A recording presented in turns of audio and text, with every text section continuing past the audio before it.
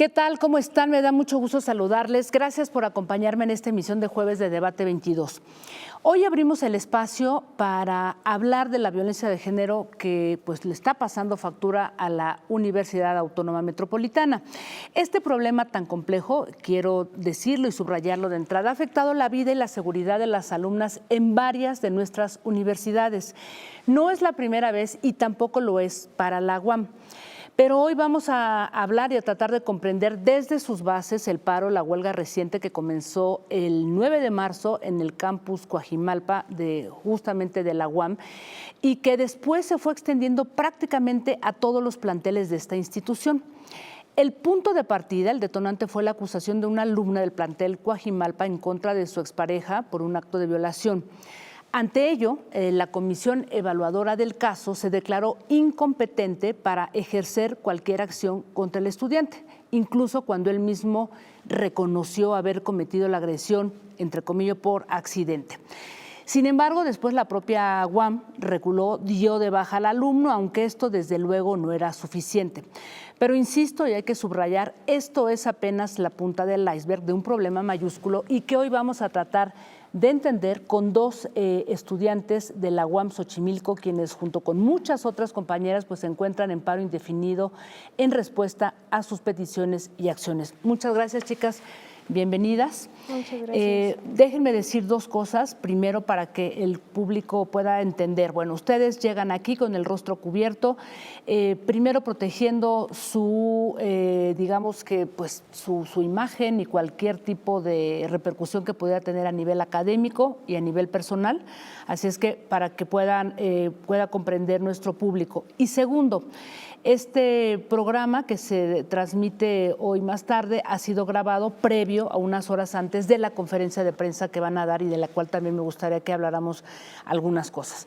Entonces, si me permiten empezar, ¿quién de las dos me puede dar este contexto? Decía yo que esto es apenas la punta del iceberg, ¿no? O sea, claro. ¿Cuál es el contexto que envuelve este paro indefinido? Si quieres empezamos contigo. Gracias. Es un contexto que podemos diversificar en muchísimos factores, hay una acumulación histórica, sin embargo, podemos partir con el detonante de la UAM Coajimalpa. Vamos a iniciar con esta acusación en la que no existe una resolución adecuada y esto forma parte de una acumulación de muchísimas acusaciones a lo largo de toda la UAM que no se han podido resolucionar, entonces pues ha formado una queja por parte de nosotras donde se pues exige que a través de nuestro pliego petitorio que tanto la UPAVI, que es nuestra unidad de género, como las oficinas jurídicas y el órgano interno, la reglamentación interna, pueda jugar a favor de nosotras de manera que se haga una reforma reglamentaria. Sí, el caso de la UAM Coajimalpa es apenas el inicio, sin embargo, tenemos que ver en nosotras mismas, en la UAM Xochimilco, qué está pasando debido a… Tenemos contados oficialmente 25 casos de trabajadores. De la UAM Xochimilco. De la UAM Xochimilco únicamente y 28 casos de los compañeros de la comunidad interna de los estudiantes. Sin embargo, si revisamos los resultados de esta comunidad, vemos que apenas 8 alumnos fueron expulsados a pesar de haber cometido violaciones o alguna agresión física. ¿Eso en cuánto tiempo? Esto es básicamente casi toda la historia de la UAM. Ese es el registro oficial que se tiene, esto es inaudito. Entonces, podemos ahí ver pues esto es un desarreglo bastante grande y pues esas son las personas que están registradas. Si nos vamos al punto de la abogacía general o la unidad de género, la resolución de esto puede ser nulo en cuanto a testimonios y podemos basarnos en los testimonios de nuestras compañeras que es un acompañamiento psicológico nulo. Hay bastantes quejas en la unidad de género y eso nos permite pues hacer este paro. Compañera, hay aquí algo que me pareció muy sorprendente al escucharlas ustedes cuando hablan en sus propias redes o en una que otra entrevista.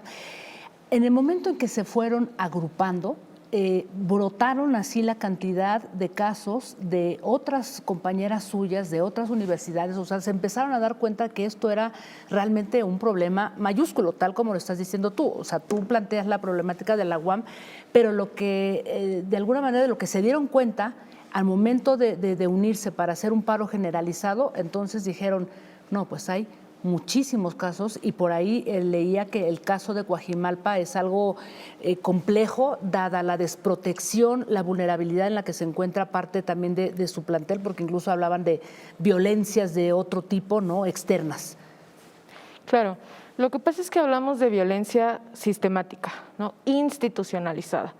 En este caso, en la UAM Xochimilco, fue la primera unidad en contar con una unidad de género, que es la UPAVIG. Sin embargo, esta es no solo deficiente, sino es incompetente en muchos aspectos. Por lo tanto, en nuestra unidad existe el Comité Feminista, formado desde el 2019. Son estudiantes que se encargan de generar un tendedero en donde la comunidad estudiantil puede acercarse a denunciar. No es algo institucionalizado, sino es por y para las estudiantes. Entonces, este comité no fue quienes tomaron las instalaciones, no son quienes están liderando el paro. Sin embargo, se dio fuerza ahora en este contexto de paro para que en este momento que estamos teniendo atención y que se está escuchando nuestras demandas y nuestras inconformidades, se alentó a la comunidad estudiantil a denunciar todo eso que se había callado, ¿no? Por lo tanto, en este marco del paro, quienes hemos estado adentro, hemos ofrecido, hemos alentado a la comunidad a que este es el momento de destapar, de denunciar. Asimismo, creció nuestra lista de agresores, no solamente compañeros, sino profesores también, trabajadores, y es bastante larga la lista. Que no es algo nuevo, lo que yo decía, ¿no? O sea, esto ya había habido otros, digamos que otras quejas y otros movimientos por parte de ustedes en la UAM Xochimilco y en otras unidades, ¿no? O sea, contra profesores y trabajadores académicos, ¿cierto? Claro. Así es. ¿Cómo es? O sea, a ver, tienen una unidad de violencia de género, como tú dices, en la UAM. ¿Cómo es este proceso? ¿Por qué no está funcionando? ¿En dónde está ese atoro que no permite a las autoridades darle salida a sus peticiones y desahogar esta gran problemática? Ok. La UPAVIG, que es la unidad de género, fue formada en febrero de 2020 con la doctora en Humanidades Jessica Gutiérrez. Ella ha propuesto a través de distintos cursos y capacitaciones una forma de apegarnos a la teoría feminista y apegarnos a, no solo nosotras mujeres, sino también los hombres, a revisar sus masculinidades y revisar distintos temas enfocados en el género. Ahora, también la unidad se ha encargado de acompañar psicológicamente y dar una contención a las personas que sufrieron violencia de género. A partir de este momento se acompaña a través, es lo ideal, acompañar a través de una denuncia o vincularlo de alguna manera jurídica. Quiero mencionar también que la UPAVIG es un cubículo que es muy pequeño. La universidad es bastante grande, sin embargo, la unidad de género puede albergar muy pocas personas.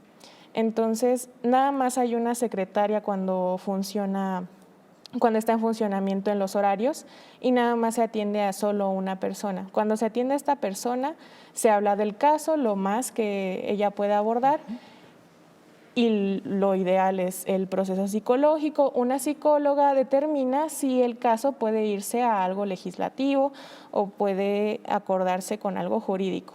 Sin embargo, hemos visto muchísimos testimonios acumulados que afirman que esta contención no está dada. Esa contención no existe, el acompañamiento es nulo y si existe es a través de malos tratos. No podemos aceptar que una unidad de género enfocada en el malos tratos por parte de quien atiende a la víctima. Sí, puede ser tanto por parte de la psicóloga o desde el mismo proceso del registro de la secretaria, ya de por sí hay un maltrato. Entonces, eso ralentiza el proceso que ellas están dispuestas a tener y obviamente estanca muchísimo algún proceso probablemente jurídico que quieran establecer ellas. De acuerdo.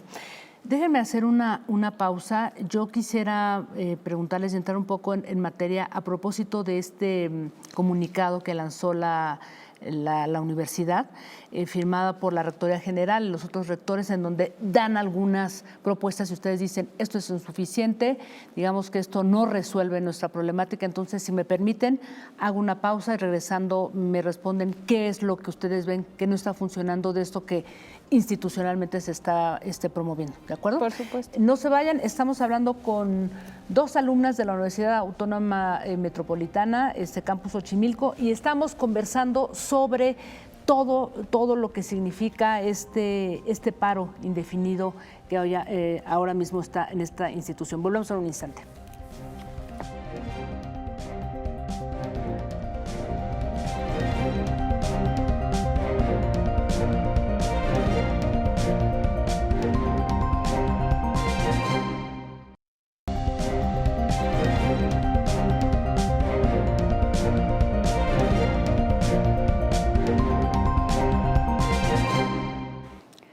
Seguimos, aquí estamos conversando sobre el paro indefinido en la Universidad Autónoma Metropolitana por todos los problemas que hay sobre esta cuestión de violencia de género.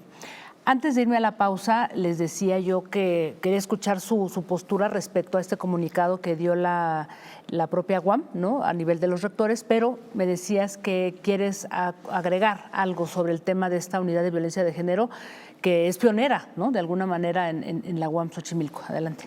Claro, hacer énfasis en que la solución o la forma en la que abordan los problemas de violencia de género dentro de la unidad es estructurado. La UPAVIC se encarga de pasar los casos a la comisión de faltas y posteriormente al colegio. Por lo tanto, aquí es donde se atora porque las personas que se encuentran dentro de la UPAVIC, principalmente, ¿su nombre? ¿Cuál es? Jessica Gutiérrez. Jessica Gutiérrez es quien entorpece y alenta los procesos al decir que no proceden o que no están facultadas para darle un seguimiento. Eso hace que la comunidad se queje bastante de no querer denunciar, porque en caso porque de no que se da un seguimiento correcto, ¿no? Exacto. Y además no tiene facultades para ejecutar algún castigo o alguna cosa específica. Exactamente, o sea, no hay una perspectiva de género, eso es real. Pero tampoco hay mecanismos para decir, a ver, ¿qué se hace, por ejemplo, con un alumno o un profesor o algún trabajador que ejerza violencia contra alguna estudiante, ¿no? O sea, ¿qué pasa? Llegas a la unidad de violencia de género, planteas el caso, pero luego, ¿qué estarían esperando que suceda? Porque creo que es ahí en donde pareciera estar como el atoro, ¿no? Porque dices, bueno, ¿qué es? ¿Suspenderlo? Correrlo, o sea, quitarle todos sus derechos, o sea, ¿qué pasa, no? Yo creo que ahí es en donde pareciera que está ese problema, ¿no? En el caso de que procediera, porque la mayoría de los casos son deslegitimados, ¿no? Por la falta de pruebas, porque no se procede o simplemente porque se encubre, sobre todo en el caso de profesores con trayectorias distinguidas. Entonces, existe también una desinformación general en el estudiantado porque no sabemos dónde denunciar y, como usted lo menciona, qué procede, ¿no? Qué sí es y qué no es castigable. De acuerdo. Les comentaba sobre este comunicado que lanzó la UAM, dando algunas fechas, comprometiéndose a determinadas acciones, cursos y cambiar el protocolo de perspectiva de género. Y, bueno, hay varias cosas y ustedes dicen, no, esto no es suficiente. ¿Qué responden a ese comunicado que está planteando fechas concretas y que pues para ustedes no resuelve realmente el problema? Bien. José Antonio Reyes Heredia, el rector general de la UAM, es el que ha insistido muchísimo en un diálogo y como tú dices, establece distintas fechas en las que debemos de utilizar el diálogo como el principal mecanismo para resolver esto. Sin embargo, con las respuestas que nos ha dado previamente, consideramos que sí, el diálogo podría ser factible, pero estas respuestas no son las adecuadas para responder a nuestras peticiones. Por ejemplo, el rector menciona que la UAM tiene años poniendo políticas transversales para erradicar la violencia de género en muchísimos sentidos. Ha asegurado que el reglamento orgánico que tenemos es funcional y menciona el caso de Coajimalpa, agregando el adjetivo que es una posible falta. El del caso de, el caso del de chico, de la chica que acusó a su expareja. Sí. También asegura que básicamente ya está resuelto, así como los otros casos. Sin embargo, sí queremos saber qué es lo que procede con los demás. Sí, a lo mejor proponemos una expulsión, una recesión de sus actividades, pero él está un poco más enfocado en que no se le llamen castigos, sino sanciones, y que eso no le corte las alas, que no le arruine los sueños a los agresores, por así decirlo. Entonces, es realmente indignante para ustedes, claro, ¿no? Se me hacen medidas bastante suaves. ¿Qué pedirían entonces? O sea, si estas no son medidas que para ustedes son válidas, ¿qué estarían pidiendo y qué es lo que van a plantear también en la propia conferencia? ¿Qué es? Lo que pasa es que, por ejemplo, en el caso de Coajimalpa, se les entrega una respuesta a su pliego petitorio diciendo que ya se expulsó al agresor. Sin embargo, nosotras estamos seguras de que eso no es una respuesta real, dado que es un problema estructural. Lo que nosotras necesitamos como 5 unidades es una reformulación del reglamento interno, es una reestructuración de la forma en la que se están llevando a cabo los casos de agresiones y de violencia de género, e incluso otro tipo de violencias que nos atraviesan como estudiantes, no solo a las mujeres, sino también a la diversidad de género, a los compañeros. Son múltiples violencias las que nos atraviesan y que no se les da un seguimiento ni una solución y ni siquiera se visibilizan dentro de la universidad. Por lo tanto, recordar que este movimiento es feminista y que el feminismo debe ser interseccional. No es lo mismo Xochimilco que Lerma, ni que Iztapalapa. Por lo tanto, cada pliego es distinto. En el caso del nuestro son 27 puntos, en donde abarcamos lo más que pudimos, lo que se acordó en la asamblea emergente de ese momento, y si me lo permite le puedo explicar qué es lo que nosotras estamos pidiendo. En nuestro pliego es que las comisiones de faltas cuenten con capacitación especializada en materia de género y derechos humanos, capacitación real. Políticas transversales que mencionaba mi compañera, estas son de carácter opcional, no obligatorio. Por lo tanto, que el rector general mencione que esa es una solución, no lo es porque no se aplican al ser opcionales. Nosotras estamos exigiendo que sean obligatorias y que haya supervisión de mujeres especializadas en materia de género y cómo erradicar la violencia. Después, capacitar a la UPAVIG, porque sí tenemos un órgano, pero repetimos, no es ineficiente, no funciona, no nos acompaña, no nos resuelve. Después también, en el caso de Xochimilco, tenemos una compañera que fue agredida dentro de las instalaciones. No solamente Coajimalpa hubo una violación ahí, también en Xochimilco e en Iztapalapa. Son 3 unidades de compañeras agredidas dentro de las instalaciones, violadas por compañeros o por trabajadores. En el caso de Xochimilco fue un trabajador quien abusó de la compañera, quien la violó dentro de las instalaciones, y posteriormente este trabajador se convirtió en estudiante, siendo compañero en la maestría de nuestra compañera. Eso a la universidad no le importó, que hubiera ya un caso de por medio, ya había una denuncia, ya había una carpeta, y eso no impidió que matricularan a este agresor, que estuviera en el mismo grupo que nuestra compañera, a pesar de que había medidas de restricción vigentes. La solución que dio la universidad fue mandar al agresor a clases por Zoom y que la compañera pudiera seguir asistiendo a la universidad. Sin embargo, consideramos que eso es una grosería, ¿no? Una falta de respeto completamente, una falta de empatía. No hay perspectiva de género. Por lo tanto, exigimos que la UPAVIG esté capacitada realmente, con bases teóricas, feministas, que haya paridad de género también, que haya representación de la voz estudiantil, que si las mujeres no nos sentimos seguras, que se atienda a eso. También el no encubrimiento, lo que le mencionaba a los profesores con trayectorias distinguidas, a los alumnos destacados, que haya visibilidad. Por ejemplo, en 2014 en la Unidad Xochimilco hubo un feminicidio. Xochitl Carrasco, nuestra compañera, fue víctima de feminicidio y la universidad no pronunció nada al respecto. Es más, es un caso muy poco difundido. Asimismo, el de nuestra compañera agredida. También otra violencia bastante marcada que nos atraviesa es con el tianguis rebelde. Hay una persecución, una criminalización con nuestras compañeras y compañeros que tienen que vender por necesidad. Entonces, ellos se ponen dentro de la universidad a vender comida, dulces, ciertos productos, y son sumamente criminalizados por la institución. En el caso de 2 compañeras fueron suspendidas directamente por vender dulces. Estas actividades son marcadas como toleradas por la universidad. Sin embargo, para nada que lo son. Son ciertamente acosadas, son criminalizadas e incluso suspendidas. En nuestro pliego pedimos que haya un cese a esta criminalización, que se reincorpore a nuestras compañeras, que no se hostigue al estudiantado debido a esto, porque es una prueba de que la institución tiene la facultad de sancionar.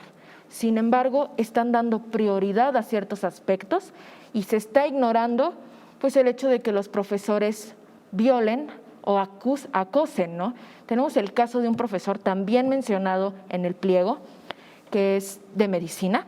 Este profesor tiene como un complot con los compañeros, con los estudiantes. Este profesor se aparece en las fiestas del estudiantado, se hace amigo de las estudiantes, tiene cómplices de mismos compañeros que hacen una técnica ahí para emborrachar a las compañeras y que posteriormente se las lleven al profesor. Qué barbaridad. Eso es sabido, es un secreto a voces, ¿no? Chicas, quiero preguntarles algo porque el tiempo es muy corto para escucharlas y con mucha atención estoy, bueno, pues realmente escuchando, sorprendida todo lo que me están contando.